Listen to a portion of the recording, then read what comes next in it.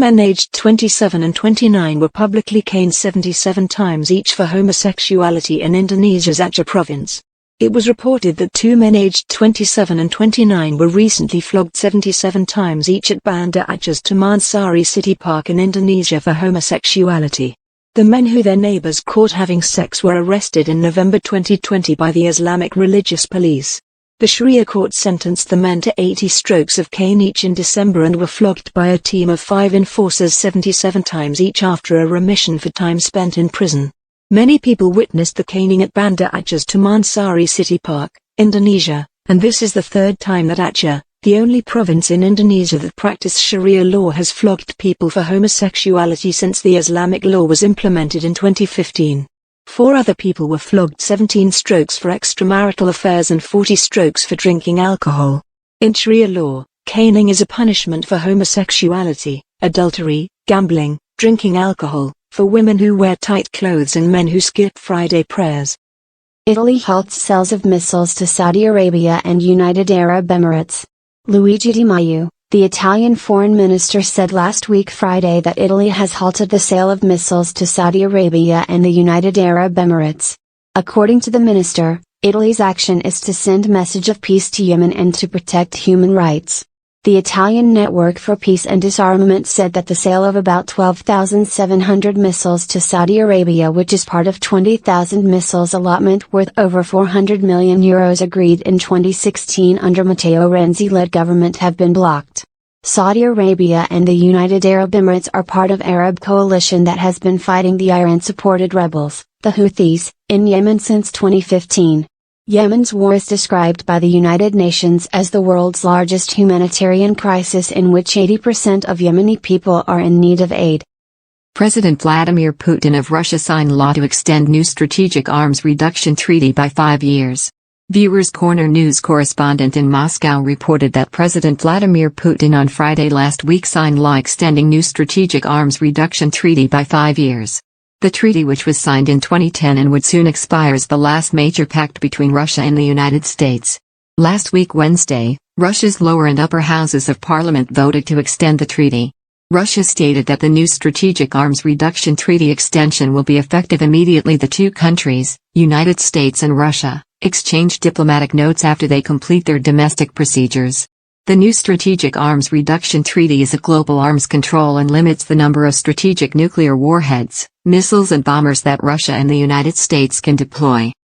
A Dutch appeals court has ordered Shell Nigeria to pay compensation to Nigerian farmers in the Niger Delta for oil spills.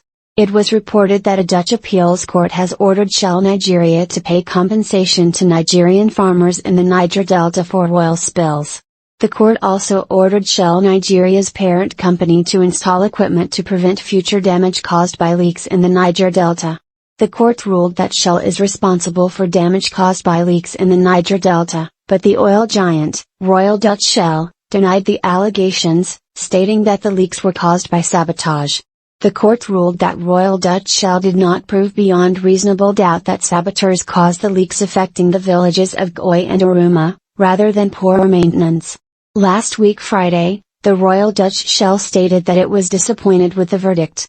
In 2008, 4 farmers in the Niger Delta, Nigeria, filed the case against Shell Nigeria, stated that the leaks from underground oil pipelines had cost them their livelihoods by contaminating land and waterways. Oil leaking pipeline has been the major problem of the Niger Delta in Nigeria, and this affects farmers whose sources of livelihood have been continuously taken away by the environmental destruction in that part of Nigeria.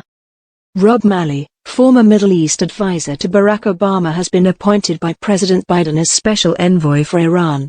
President Joe Biden's government has appointed Rob Malley as the United States Special Envoy for Iran. Rob Malley was former President Barack Obama's Middle East advisor and took part in 2015 Iran nuclear deal negotiations. He also supports the United States to return to the agreement. Iran, on the other hand, is pressuring United States to return to the agreement. The country, Iran, announced last week Thursday that it produced 17 kilograms, 37.5 pounds, of uranium enrichment at 20% in less than a month at its Fordo nuclear facility. Iran is only allowed to enrich uranium to around 3.5% under the terms of the 2015 nuclear deal. Some Republicans criticized Rob Malley's appointment, stating that he is too soft on Iran and unlikely to support Israel. Israel and Gulf Arab states strongly opposed the 2015 nuclear accord when it was negotiated and were happy when former President Donald Trump withdrew United States from the deal in 2018 and imposed more sanctions on Iran. The United States has called on Russia, Turkey and United Arab Emirates to halt their military interventions in Libya as demanded in October 23 ceasefire agreement.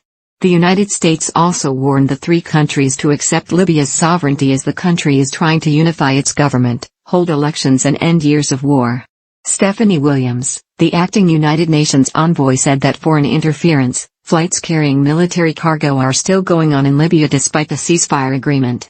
Stephanie Williams also called on all foreign fighters and mercenaries who are supposed to leave Libya by January 23 to leave the country. Russia, Turkey and United Arab Emirates were signaled out by Richard Mills, the United States Deputy Ambassador to the United Nations, because they are the three key foreign backers of Libya's rival governments. Turkey is the main backer of the United Nations-supported government in Tripoli, Libya's capital, while United Arab Emirates, Russia and Egypt support the forces of military commander Khalifa Haftar, who runs most of the east and the southern part of Libya. Russia's United Nations mission stated that Russia does not have any military intervention in Libya, that if there are Russians as mercenaries in Libya, that those who hired them should be addressed to withdraw them.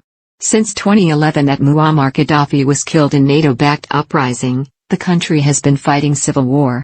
Japan's Panasonic to stop production of its own solar cell and panels. It was reported that Japan's Panasonic will stop production of its own solar cells and panels due to continuous increase of price competition from Chinese manufacturers. According to the report, Panasonic will end the production as early as March 2021 at factories in Malaysia and Japan's Shimane Prefecture. The company will source solar panels from other manufacturers. Subscribe to our channel and click on the notification bell to get more analysis on politics and good governance, health issues and others. Thanks for watching. This is Viewers Corner News YouTube channel.